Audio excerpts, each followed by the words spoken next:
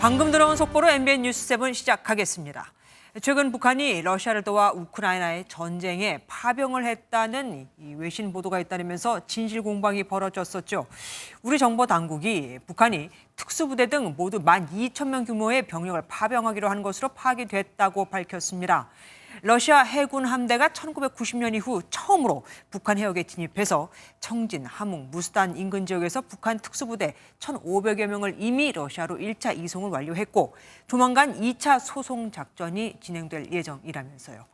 북한 군인들은 적응 훈련을 마치는 대로 전선에 투입될 것으로 보이는데 이렇게 되면 북한은 자신들의 신무기도 시험해보고 현대식 전쟁을 해보는 경험도 쌓게 되는 거죠. 첫 소식 이성식 기자가 준비했습니다.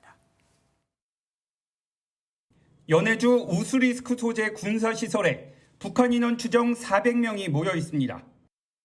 지난 8일부터 13일 사이 러시아 태평양 함대 소속 상륙함 4척과 호위함 3척이 북한 청진, 함흥 인근 지역에서 북한 특수부대 1,500여 명을 러시아 블라디보스토크로 1차 이송하는 장면이 우리 정보당국에 포착됐습니다.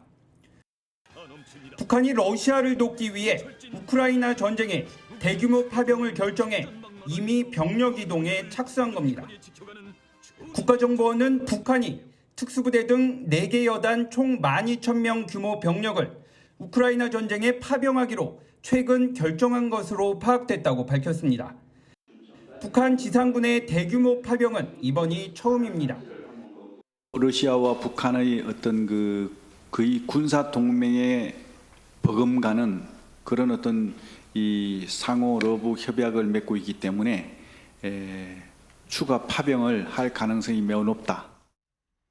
윤석열 대통령은 국가안보실과 국방부, 국가정보원 관계자와 북한군의 러시아 파병에 대한 긴급 안보회의를 열었습니다. 대통령실은 참석자들이 러브 군사밀착이 실질적 파병으로까지 이어진 현 상황이 우리나라는 물론 국제사회를 향한 중대한 안보 위협이라는 점에 인식을 같이 했다고 밝혔습니다.